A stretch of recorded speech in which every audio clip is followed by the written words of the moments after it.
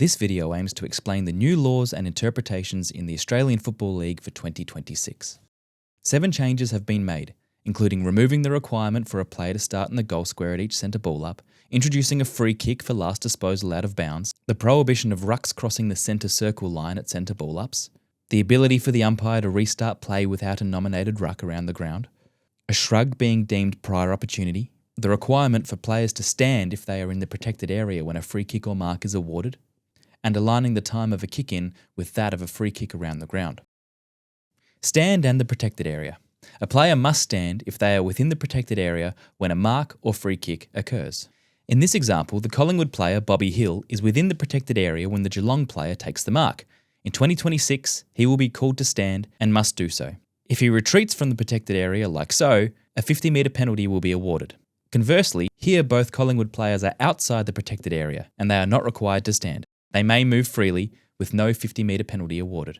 In this example, the GWS player Bedford gives away a free kick. Naturally, he is within the protected area when this occurs. If he were to leave the protected area like so, in 2026 a 50-metre penalty would be awarded. In the case of this mark, Bedford is outside the protected area when the mark is taken. However, he enters the protected area soon after. In 2026, he will be called to stand, and if he were to leave the protected area, a 50-metre penalty would be awarded. The aim of this modification is to prevent players protecting space and the corridor, and to allow play to move more freely. In this example, the Geelong player Atkins is within the protected area and will be called to stand. If he leaves the protected area, as he does here to prevent the overlap handball, he will be penalised 50 metres. After the centre clearance, a Gold Coast player takes the mark and the GWS player Brown is within the protected area. He will be called to stand and must do so. If he leaves the protected area like so, 50 metres will be awarded. In the example where multiple players are within the protected area when a mark or free kick occurs, one player must stand. In this case, one Carlton player does stand, meaning there is no penalty for his team. In this example, multiple players are again in the protected area. Again, one player does stand, therefore no penalty is awarded. Again, we see 4 players in the protected area when the Collingwood player takes the mark. One must stand. However, in this example, no Carlton player remains within the protected area, therefore a 50-metre penalty would be awarded. In 2026, the AFL is introducing a free kick for last disposal between the 50-metre arcs.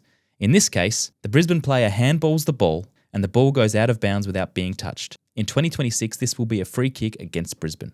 In this example, a Geelong player kicks the ball and it goes out of bounds between the 50-metre arcs without being touched.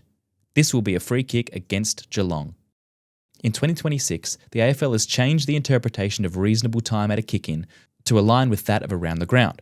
The umpire will move the player on at 6 seconds and call play on at 8 seconds. In this clip, the kick-in takes roughly 13 seconds. Here is an example around the ground, where play on is called after roughly 6.5 seconds. This will be closer to the kick-in time allowed in 2026. Another time-saving measure for 2026 is the removal of the requirement for players to start in the goal square under the 666 rule. Here we can see parallel examples, one where the goal square is set early and one where the goal square is not set. By removing the requirement for players to start in the goal square, time will be saved across the match. Another time-saving change for 2026 is allowing the umpire to throw the ball up if the nominated rucks are not close enough to contest within a reasonable time. Here we can see that the rucks are coming from a long way away, which takes more than 20 seconds for play to resume. In this example, both rucks are leaving the ground for a rest. A throw-in is called on the other side of the ground. This causes a long delay waiting for the new rucks who have just entered the field to make their way across the field and contest the ball at the boundary throw-in. Again, more than 20 seconds is wasted. In 2026, after receiving nominations, the umpire will throw the ball up even if the ruck or rucks have not arrived at the contest. The onus is on the clubs and the players to ensure their nominated ruck is within a reasonable distance of the contest in order to make it there in time. In 2026, at centre ball-ups, rucks are not permitted to cross the centre line before contesting the ball. In this example, the North Melbourne ruck crosses the line before contesting, which will result in a free kick. In this example, the Geelong ruck crosses the line before contesting the ball. Again, This will result in a free kick. The following two examples are play on, as neither ruck crosses the line before contesting. Wrestling in the ruck is still permitted provided players do not cross the line before they contest. In 2026, a shrug will be considered prior opportunity. In this example, the Hawthorn player is tackled legally and shrugs the tackle by lifting his arm. This will be considered prior opportunity, and in the absence of an immediate disposal, holding the ball will be paid.